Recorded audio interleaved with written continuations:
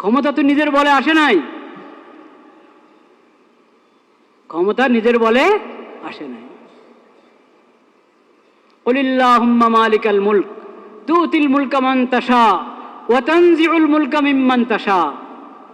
হে আল্লাহ, আপনি তো সকল রাজত্বের মালিক, যাকে চান আপনি রাজত্ব দান করেন, আর যার কাছ থেকে আপনার ইচ্ছা হয় আপনি যার কাছ থেকে চান রাজত্ব ছিনিয়ে নেন। ওয়া তুইজ্জু মান তাশা ওয়া তুযিল্লু মান তাশা। যাকে চান ইজ্জত দান করেন, যাকে চান লাঞ্ছিত করেন, বেইজ্জত করেন।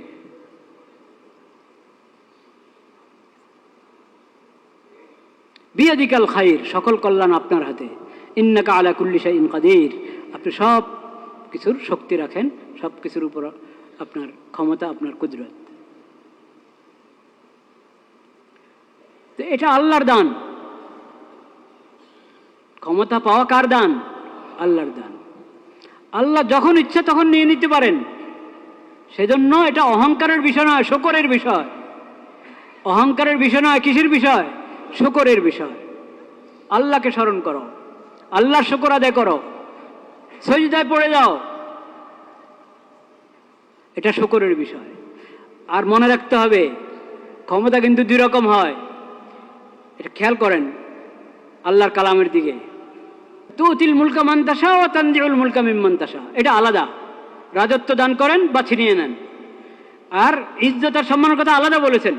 তুইজ্জু মান তাশা, যাকে চান ইজ্জত দান, যাকে চান বেইজ্জত করেন। এর মানে কি বুঝেন? ক্ষমতা দিলেই ইজ্জত দিবে এমন কথা না। ক্ষমতা আল্লাহর আলাদা নেয়ামত, ইজ্জত আল্লাহ তাআলার আলাদা নেয়ামত। যে ক্ষমতাকে সদ্ব্যবহার করবে আল্লাহ তাকে ইজ্জতের নেয়ামত দান করবেন। কিন্তু ইজ্জত কে পেয়েছেন? হোসেন রাদিয়াল্লাহু তাআলা আনহু। ইজ্জত কে পেয়েছেন? হোসেন রাদিয়াল্লাহু তাআলা ইজ্জত পেয়েছেন, অথচ ওনাকে শহীদ করা হয়েছে। আমরা চাই আমাদের শাসক এমন শাসক হোক যার হাতে ক্ষমতাও আছে এবং যার হাতে ইজ্জতও আছে।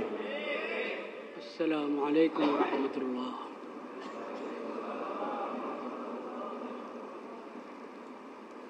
আলহামদুলিল্লাহ নাহমাদুহু ওয়া নাস্তাঈনুহু ওয়া নাস্তাগফিরুহু ওয়া নু'মিনু বিহি ওয়া নাতাওয়াক্কালু আলাইহি ওয়া নাউযু বিল্লাহি মিন শুরুরি আনফুসিনা ওয়া মিন সাইয়্যাতি আ'মালিনা।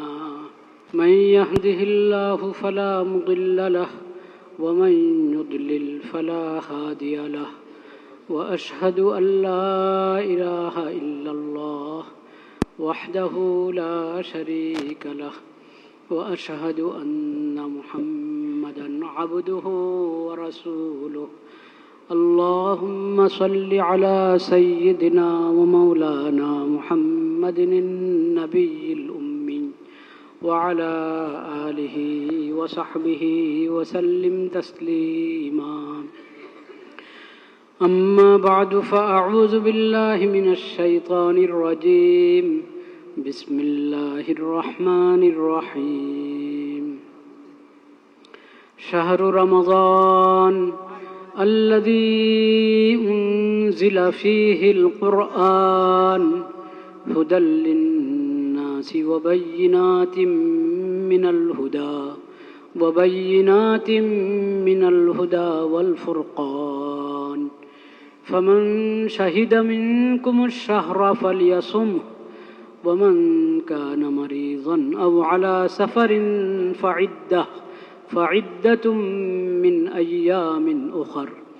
يريد الله بكم اليسر ولا يريد بكم العسر ولتكملوا العدة ولتكبروا الله على ما هداكم ولعلكم تشكرون. وإذا سألك عبادي عني فإني قريب أجيب دعوة الداع إذا دعان فليستجيبوا لي وليؤمنوا بي لعلهم يرشدون. صدق الله مولانا العظيم وصدق رسوله النبي الكريم ونحن على ذلك من الشاهدين والشاكرين والحمد لله رب العالمين. আল্লাহ রব্বুল আলমিনের শুকর আদায় করছি, আল্লাহ তাআলা আমাদেরকে রমাদানুল মুবারক এর অতি নিকটে নিয়ে এসেছেন, আলহামদুলিল্লাহ। শাবান মাস পেয়েছি, এটাই তো আল্লাহর অনেক বড় নেয়ামত। এর আগে রজব মাস অতিবাহিত করতে পেরেছি আমরা, যেটা সম্মানিত 4 মাসের একটি মাস। এখন প্রবল আশা, ইনশাআল্লাহ আল্লাহ তাআলা আমাদেরকে রমজান মাসেও উপনীত করবেন ইনশাআল্লাহ। আগামী জুমায় হয়তো পয়লা রমজান হবে। 29-এর সন্ধ্যা চাঁদ হলে বৃহস্পতিবারে পয়লা রোজা হতে পারে, আর না হয় জুমাবারে তো পয়লা রোজা হবেই ইনশাআল্লাহ।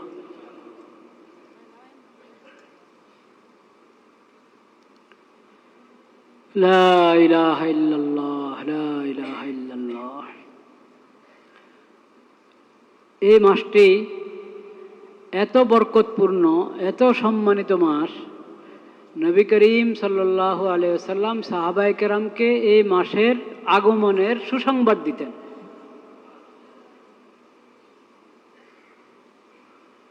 যে দেখো, এই বরকতের মাস, শাহরুন মুবারক, বরকতপূর্ণ মাস তোমাদের সামনে উপস্থিত হয়েছে।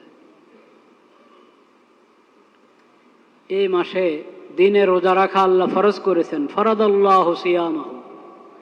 এই মাসের রোজা সিয়াম আল্লাহ ফরজ করেছেন।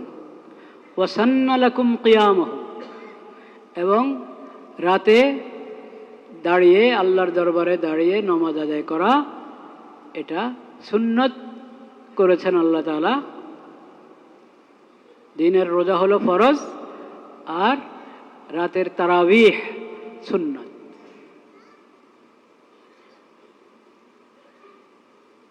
আল্লাহ এই তারাবিহের বিধান দান করেছেন। তাহাজ্জুদের নামাজ তো অনেক আগ থেকে। তাহাজ্জুদ শুধু রমজানের আমল না, তাহাজ্জুদ হলো 12 মাসের আমল। রমজানও আছে, বাকি 11 মাসও আছে। তারাবিটা হলো রমজানের বিশেষ আমল, যেটা বাকি 11 মাস নাই।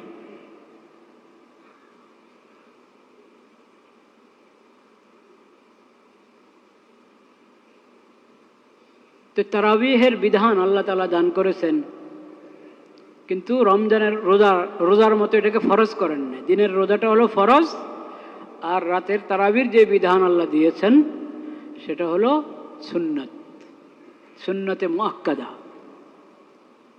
তাকিদপূর্ণ সুন্নত। সবচেয়ে উত্তম হলো মসজিদে জামাতের সাথে পড়তে পারা এবং তারাবিহের মধ্যে কোরআন কারীম খতম করা।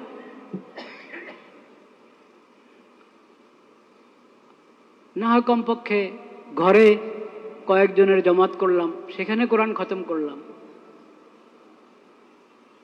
অতিরিক্ত খতম আমি আউয়াবিনে করতে পারি, তাহাজ্জুদে করতে পারি। তারাবি মসজিদে জামাতের সাথে পড়লে সেখানে একাধিক খতম সেখানেও করা যায়, কিন্তু যেহেতু অনেক মুসল্লি থাকে তাদের কষ্ট হতে পারে, সেজন্য নবী করিম সাল্লাল্লাহু আলাইহি ওয়াসাল্লাম ইমামদের জন্য একটা নীতি করে দিয়েছেন, একা নামাজ পড়ো, যত ইচ্ছা লম্বা করো। মুসল্লিদেরকে নিয়ে নামাজ পড়বা, তাহলে সংক্ষেপ করো, সংক্ষেপ। এই সংক্ষেপ মানে আবার একবারই সব নামাজ মাগরিবের নামাজের মতো এত সংখ্যক হবে তা না কিন্তু। আচ্ছা, আরেকটা কথা মনে রাখি, মাগরিবের যে সূরা, অনেকে মনে করে মাগরিবের নামাজের মধ্যে ছোট্ট সূরা পড়াই সুন্নত।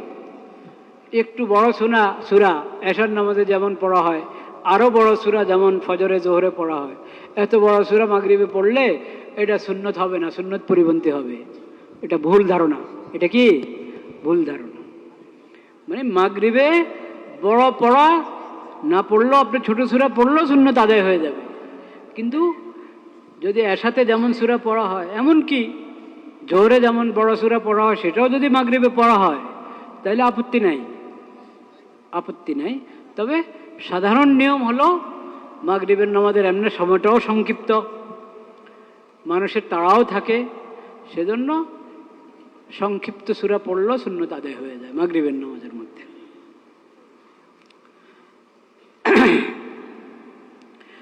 তো বলছিলাম যে তারাবিহের নামাজ সুন্নতে মুআক্কাদা। কত রাকাত? 20 রাকাত। তারাবিহের নামাজ কত রাকাত? 20 রাকাত। তাহাজ্জুদ হলো 8 রাকাত। তাহাজ্জুদের নামাজ 8 রাকাত, কিন্তু সেখানেও যদি কম পড়া হলো, উঠতে একটু দেরি হয়েছে, 4 রাকাত পড়লো, 2 রাকাত পড়লো, কোনো আপত্তির কিছু নেই। আর সময় একটু বেশি পেলাম, আজকে তাহাজ্জুদে বেশি তেলাওয়াত করব, তো বেশি রাকাত পড়তে যাচ্ছি, তো তাহাজ্জুদের মধ্যে যদি 8 রাকাতের বেশি পড়া হয়, সেটাও তো আপত্তি নাই, সেটাও সুন্নাহ পরিপন্থী না। সাধারণত নবী করিম সাল্লাল্লাহু আলাইহি সাল্লাম তাহাজ্জুদের নামাজ 8 রাকাত পড়তেন, কিন্তু কম করা এবং বেশি করারও অনুমতি দিয়েছেন।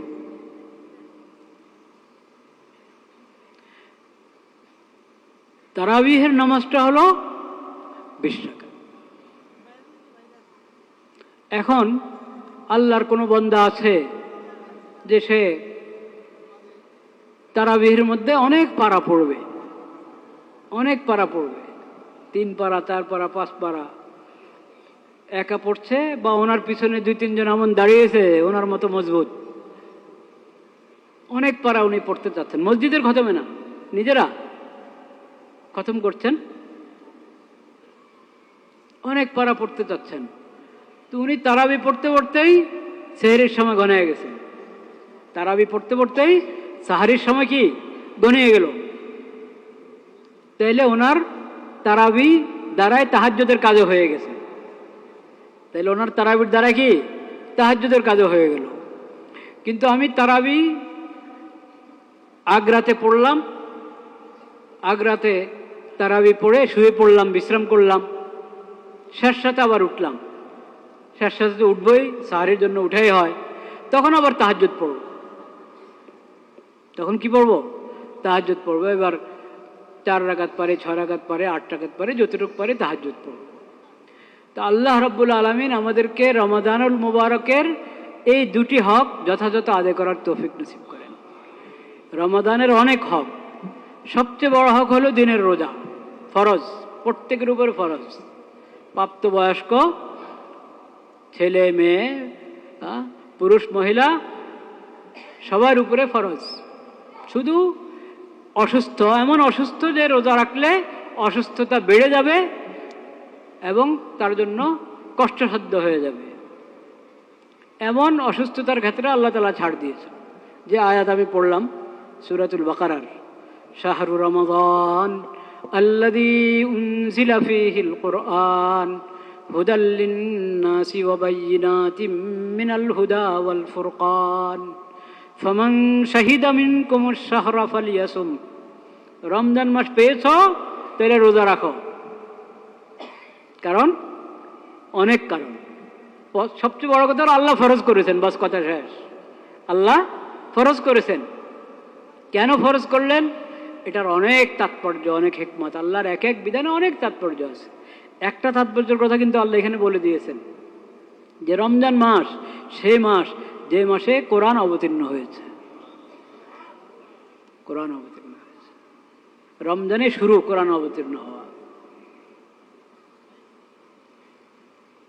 হুদাল লিন্নাস, মানুষের হেদায়েতের জন্য, ওয়া বায়্যিনাতিম মিনাল হুদা ওয়াল ফুরকান, এই কোরআনের মধ্যে হেদায়েতের যাবতীয় নিদর্শন আল্লাহ তাআলা দিয়ে দিয়েছেন, এবং হক বাতিলের পার্থক্য করার জন্য, কল্যাণ অকল্যাণের পার্থক্য করার জন্য, হেদায়েত এবং গুমরাহির পার্থক্য করার জন্য, কুফর এবং ঈমানের পার্থক্য করার জন্য, শিরিক এবং তাওহীদের মাঝে পার্থক্য করার জন্য।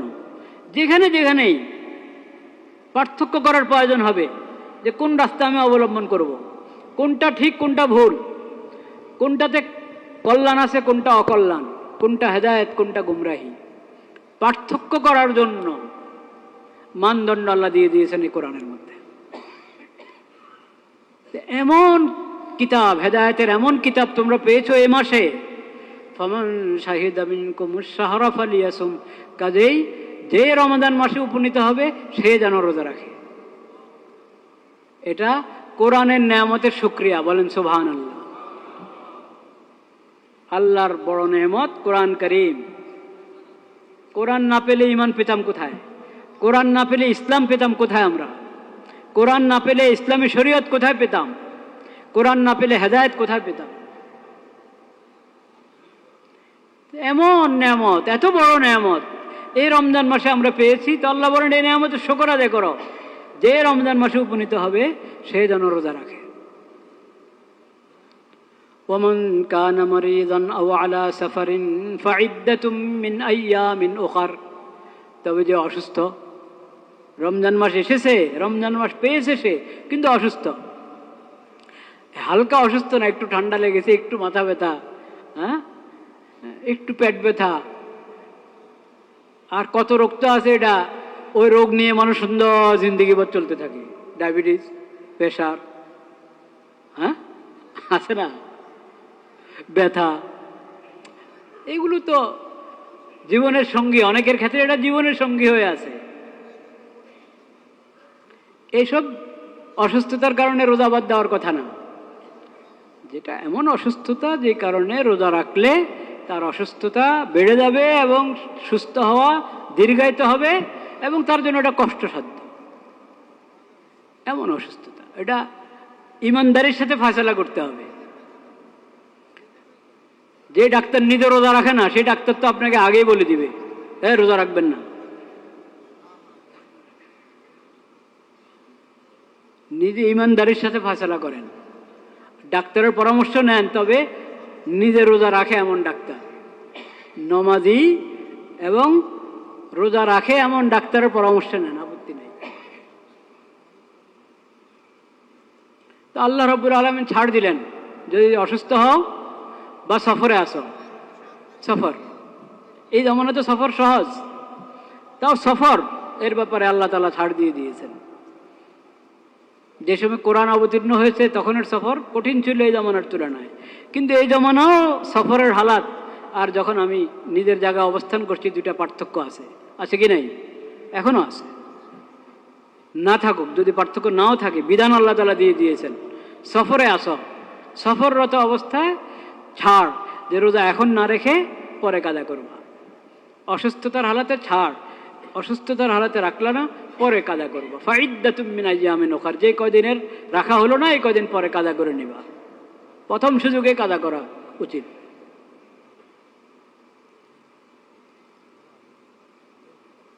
ইউরিদুল্লাহু বিকুমুল ইউসরা ওয়ালা ইউরিদু বিকুমুল উসর,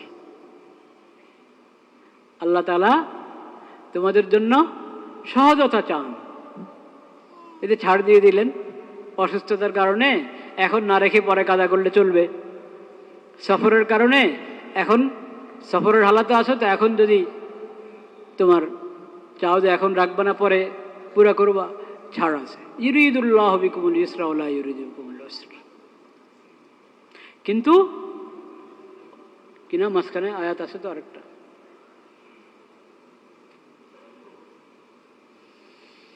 লা ইলাহা ইল্লাল্লাহ,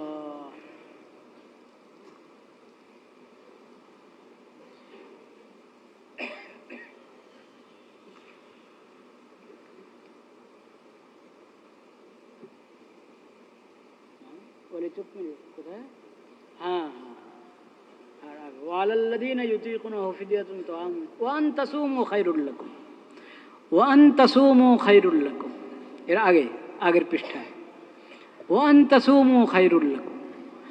অত বেশি আল্লাহ তো ছাড় দিয়েছেন, কিন্তু তুমি যদি দেখো যে সফরের হালাতে আমি রাখতে পারি, ওরকম সমস্যা আমার হচ্ছে না, তো রোজা রেখে নাও নগদ, কারণ পরে কাজা করলে রমজানে রাখার যে সওয়াব সেটা তো আর পাবে না, সেই ফায়দাটা তো আর পাবে না।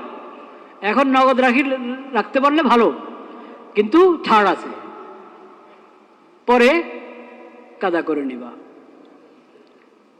ইউরিদুল্লাহু বিকুমুল ইউসরা ওয়ালা ইউরিদু বিকুমুল উসরা। আল্লাহ কাঠিন্য চান না, তোমাদের জন্য এমন বিধান দিয়ে দিবেন যে তোমার পালন করা কষ্টসাধ্য হয়ে যাচ্ছে, তোমার জন্য কঠিন হয়ে যাচ্ছে, না, এমন না। আল্লাহ তাআলা চান যে এমন বিধান দিবেন তোমাদের জন্য যেটা পালন করা তোমাদের জন্য সহজ হয়।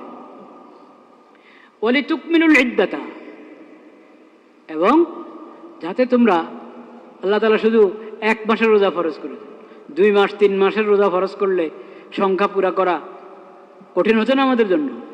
ওয়ালিতুকমিলুল ইদ্দা, যাতে তোমরা পুরা করে ফেলতে পারো। 1 মাসের রোজা ফরজ করে দেওয়া হয়েছে 29 বা 30, এটা যেন পুরা করতে পারো তোমরা।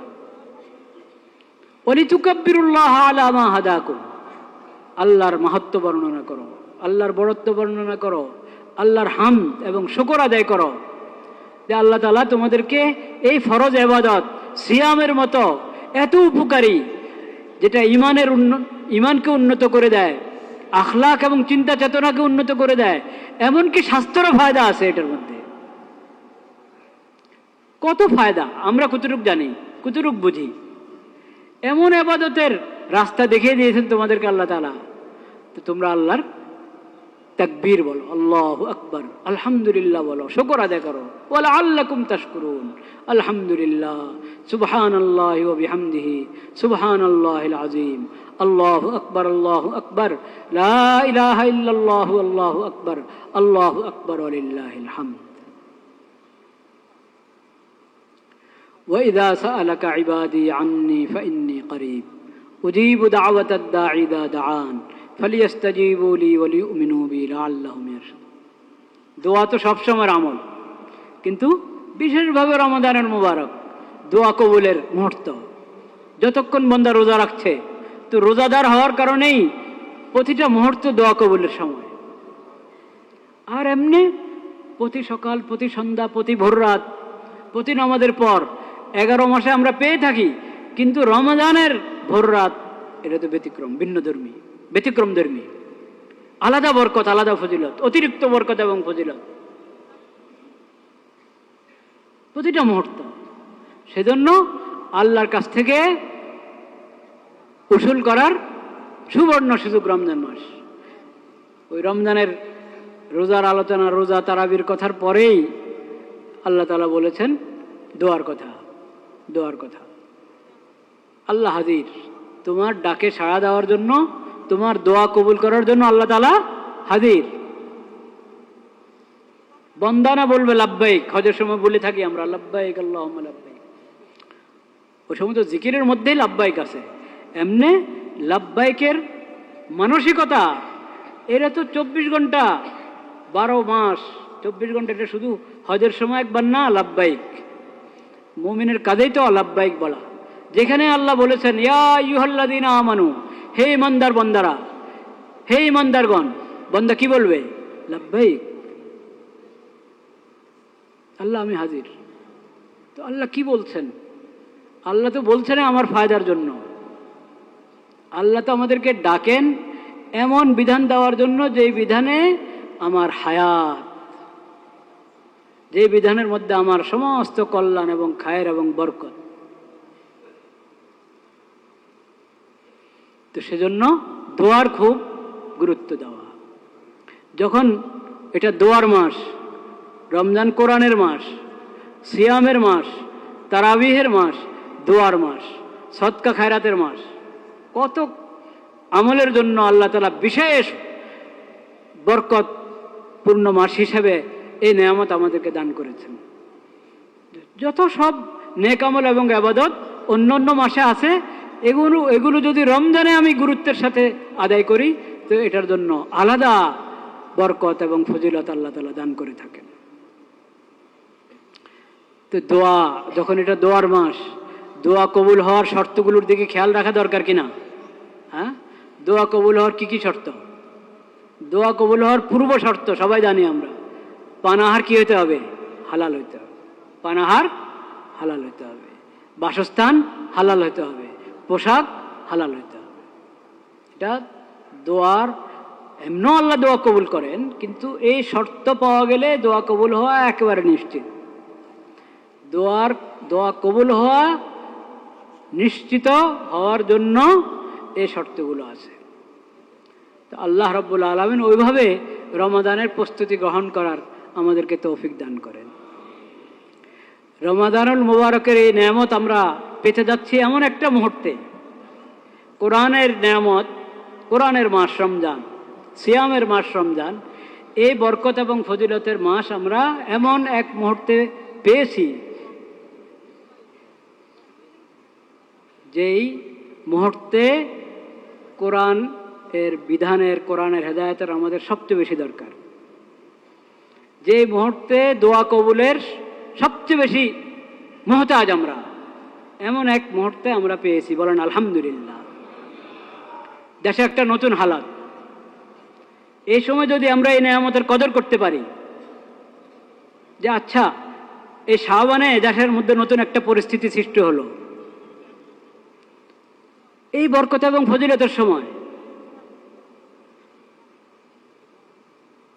এবং রমজান মাস একেবারে নিকটে, তাহলে আমরা সবাই শাসক এবং জনতা, শাসক এবং কি জনতা, শাসক এবং জনগণ, আমরা সবাই রমজানের এই সুবর্ণ সুযোগকে ব্যবহার করি সুন্দর বাংলাদেশ গড়ার জন্য। রমজানের এই সুবর্ণ সুযোগকে কাজে লাগাই শাসকগণ এবং জনগণ সবাই, এবং কোরআনের হেদায়েত, কোরআন থেকে হেদায়েত গ্রহণ করি কিভাবে আমাদের দেশে শান্তি আসতে পারে, নিরাপত্তা আসতে পারে।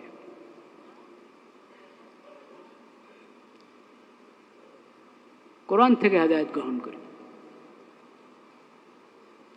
একটা হেদায়েতের কথা গত জুমা আলোচনা হয়েছে যে নামাজ, ভোটের আগেও নামাজ, ভোটের সময়ও নামাজ, ভোটের পরেও কি নামাজ। কাদের জন্য? শুধু জনগণের জন্য? শাসকদের জন্য, জনগণের জন্য, সবার জন্য নামাজ, সবার জন্য নামাজ, সবার জন্য সালাত, সবার জন্য সালাত।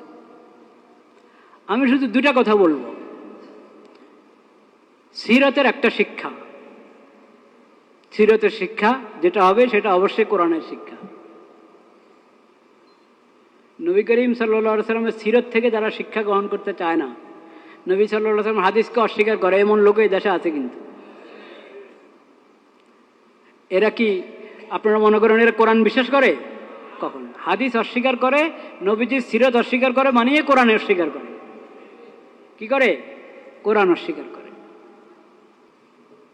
নবীজির সিরাত, নবীজির হাদিসের সব কিছু কোরআন থেকে নেওয়া, সব কিছু কোরআন থেকে নেওয়া। তো সিরাতের একটি শিক্ষা আজকে বলবো আমি ইনশাআল্লাহ, আর কোরআন কারীমের একটি আয়াত বলবো, বাস এখানে কথা শেষ। রমাদানুল মুবারক সম্পর্কে বাকি কথা আল্লাহ হায়াতে রাখলে জুমা হবে ইনশাআল্লাহ। সিরাতের শিক্ষা, ইদা মালাকতা ফাআহসিন, ইদা মালাকতা ফাআহসিন। ক্ষমতা পেয়েছ, এটার সদ্ব্যবহার করো। সিরাতের শিক্ষা এক কথা, ইদা মালাকতা ফাআহসিন। ক্ষমতা পেয়েছ, সদ্ব্যবহার করো, সুন্দর ব্যবহার করো, ক্ষমতাকে ভালো মতে ব্যবহার করো, ক্ষমতার সদ্ব্যবহার করো, ক্ষমতার অন্যায় ব্যবহার করবা না।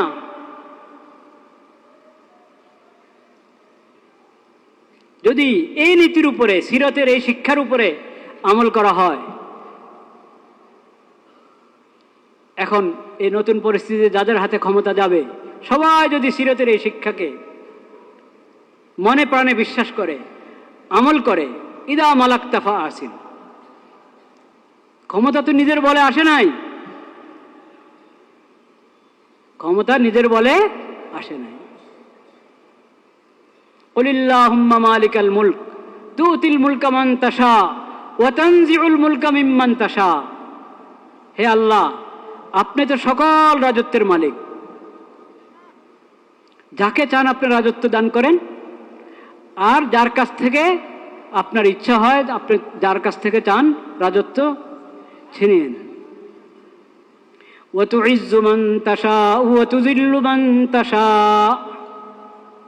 যাকে চান ইজ্জত দান করেন, যাকে চান লাঞ্ছিত করেন, বেইজ্জত করেন।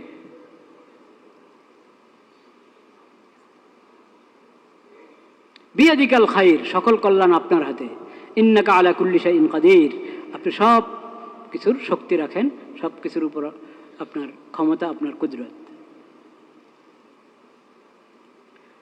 তো এটা আল্লাহর দান। ক্ষমতা পাওয়া কার দান? আল্লাহর দান।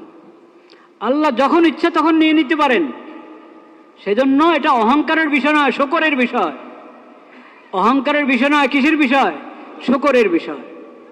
আল্লাহকে স্মরণ করো, আল্লাহর শুকর আদায় করো, সজদায় পড়ে যাও,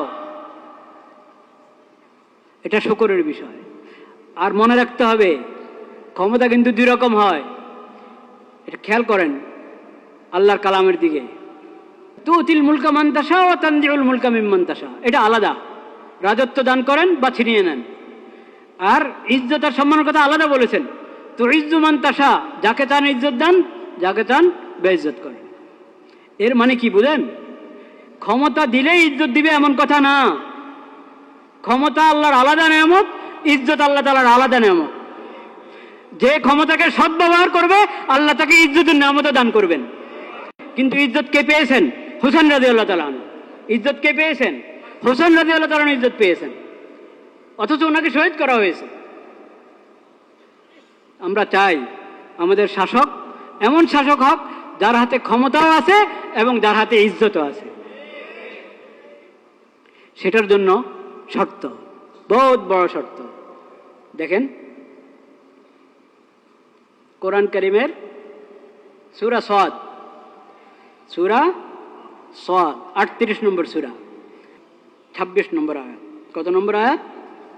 38 নম্বর সূরার 26 নম্বর আয়াত।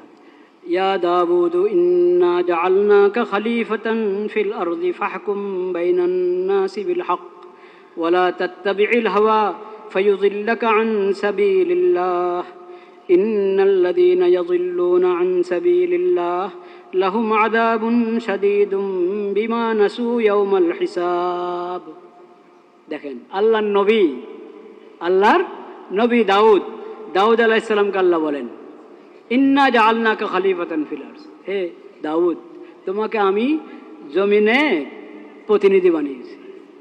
জমিনে কি বানিয়েছি? সকল শাসক কিন্তু প্রতিনিধি, সকল শাসক আল্লাহর প্রতিনিধি। সব শাসককে এটা বুঝতে হবে যে আমি আল্লাহর প্রতিনিধি। ফাহকুম বাইনান নাসি বিল হক, মানুষের মাঝে ন্যায় ইনসাফের সাথে, হকের সাথে, হকের ভিত্তিতে ফয়সালা করো। হক যেটা ন্যায়, যেটা ইনসাফ, যেটা হক, ওইভাবে তুমি ফয়সালা করবে। ওয়ালা তাত্তাবিল হাওয়া, নিজের খেয়াল খুশির অনুসরণ করবে না। খেয়াল খুশির অনুসরণ করতে গেলে জুলুম করবে, গলত রাস্তা চলে যাবে। তো আল্লাহর নবী তো আল্লাহর হুকুম মতে চলেন। তারপর আল্লাহ নবীকে বলছেন যাতে সকল যুগের সকল শাসক এটা বুঝে নেয় যে আল্লাহ যখন তার নবীকে এই নির্দেশ দিয়েছেন, তাহলে তোমাদের সবার জন্য এই নির্দেশ কিনা? সবার জন্য এই নির্দেশ। তুমি ক্ষমতা পেয়েছো, ইনসাফ প্রতিষ্ঠা করো, হকের উপরে চলো, হকের উপরে চালাও। খেয়াল খুশি মতে না, নিজের মন মতে না, মন চাহি জিন্দেগি চলবে না। যদি শয়তানের তরিকায়, নফসের তরিকায় গলত রাস্তা চলে যায়, তো সেইটাখানে হবে খুনাখুনি, জুলুম হবে, অত্যাচার হবে। ইনসাফ প্রতিষ্ঠা করতে হবে। যেই শাসক সেই আল্লাহর প্রতিনিধি, তার দায়িত্ব ইনসাফ প্রতিষ্ঠা করা। ফায়ুযিল্লাকা আন সাবিলিল্লাহ, সঠিক রাস্তা থাকতে পারবা না যদি খেয়াল খুশি মতে চলো, হকের উপরে চলো, তাইলে সঠিক রাস্তা থাকতে পারবা।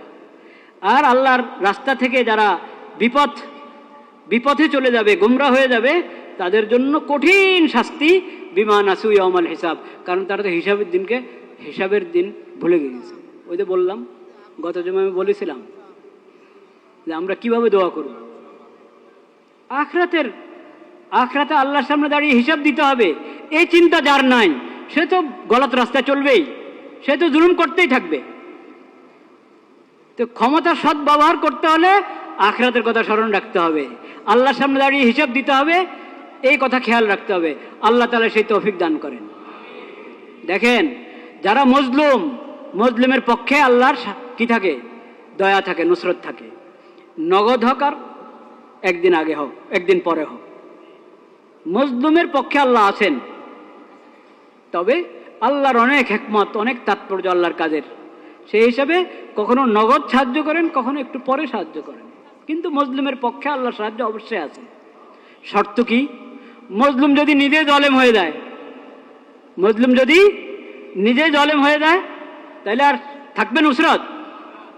কাজে মনে রাখতে হবে, যারা মজলুম তারা যেন কখনো জালেম না হয়। জুলুম করা থেকে বেঁচে থাকো, তাহলে এতদিন যে মজলুম ছিল সেটার সুফল পেতে থাকবে ইনশাআল্লাহ। এমন সুফল পাবে যে মানুষ তোমাদেরকে, তুমি নামতে যাবে গদি থেকে, মানুষ তোমাদেরকে নামতে দিবে না। ও আখিরু দাওয়ানা আলহামদুলিল্লাহ।